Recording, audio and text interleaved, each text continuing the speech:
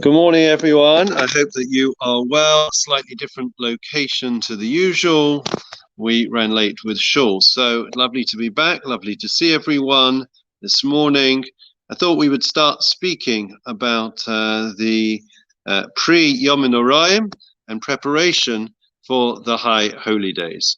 So when it comes to the Rosh Hashanah and Yom Kippur, we automatically, in the lead up to it, we hear that shofar at the beginning of Elul, and we think about, it awakens us hopefully, and hopefully deep down inside us, it awakens something inside us. It's a wake-up call for us to recognize that, this life is finite, and therefore we are here for a purpose. And we have to try to ensure that we fulfill that purpose and we live the lives, a meaningful life, the way that was intended, the way that we are meant to. And therefore, I think at this time of year, it's really much a time for reflection. It's a time for us to take stock of where we are and where we're going. And it is, when we approach Yom Tov this year in particular, with the pandemic and COVID, it really is a wake-up call. The pandemic has been a wake-up call. I think in a sense, the pandemic, good morning, Carol and Mervyn, the pandemic really has been a wake-up call, a shofar to each and every one of us in our lives. Think about it like that the pandemic has been a shofar, it has been the shofar in our life, or it should be. The idea, of course, is that we think about life. What is life? What are we meant to be doing? What are we meant to be achieving? And, I think that if we divide it in two, there are areas which are between us and God, and there are other areas of life that are between us and our fellow human being, between us and man. And both areas we need to analyze, we need to consider, we need to figure out. Where are we going right? Where are we going wrong? What needs changing? What needs improving? So let's start, I think, with between us and God. Okay, I think that's perhaps the hardest area for us to grasp, for us to grapple with. And let's think about it. So the whole thing is that really what we should do is to make a little list of things that we think we're doing well in or we've improved on since last year, and areas perhaps where we still need some further improvements, right? Nobody's perfect. All of us can make a list. It doesn't matter how righteous, it doesn't matter how religious a person is. Everyone recognizes we are all in essence in the same boat when it comes to Rosh Hashanah Yom Kippur, a recognition that there's plenty of room for improvement. And if you think about it, the shape of the shofar very much is a symbol of that, right? The shofar is traditionally a bent horn, right? And the idea is, our rabbis tell us, that we are meant to bend our will to his will, to God's will, right? There's always going to be a tension between my wants, my needs, what I want to be doing, and what actually others want us to do, or more importantly, what God expects us to be doing. Now, if we see this world as an end in itself, then of course, you're going to have a tremendous conflict. But if it is that we are here as a stepping stone, as a station to the next world, then obviously you'll be far easier to be able to subjugate our needs for his needs. In other words, we'll be able to carry out a life of transcendent spirituality, meaningfulness, and uplift. There was a story in America, a couple of stories, let me share with you. There was, we mentioned it before, a woman who had in her will, she had a pink Rolls Royce. Richard, you listening? She had a pink Rolls Royce. And she left in her will that she said, I want to take it with me. And she made special provision to be buried.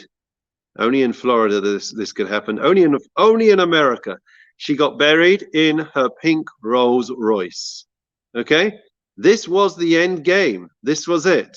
And therefore, she had to make sure that she took it with her. There is another one which I heard about, a T-shirt that they had made in the States, which said, "The winner in this world is the one who acquires the most toys."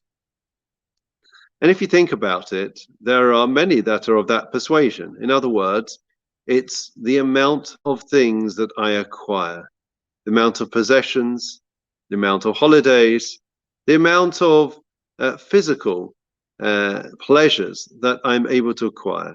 Our rabbis tell us that a person leaves this world not with even half of their pleasures and their desires fulfilled.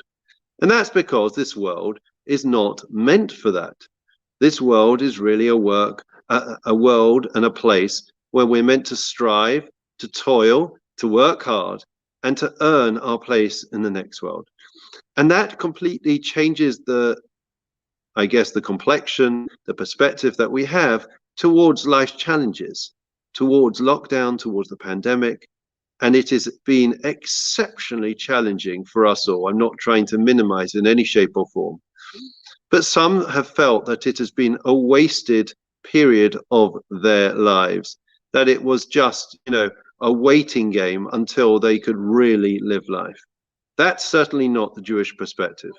A person never finds themselves in any situation, but we are positioned. And the idea is that, please God, we are able to ensure that whatever situation we find ourselves in, we are able to make the most of that opportunity, to make the most of that situation, so that we are able to come through it, and hopefully it should be a growing opportunity. I remember watching many years ago, and I forget the name of the athlete, but I remember that if you look up on YouTube, and you'll see some of the most 10 iconic, inspirational moments in the Olympic history. One of them was of an English athlete, a black athlete. I think his name was Desmond. I've forgotten. Someone will put it in the chat, no doubt. And he was running, and all of a sudden, in the middle of the race, he was doing really well. I think he was even heading towards winning.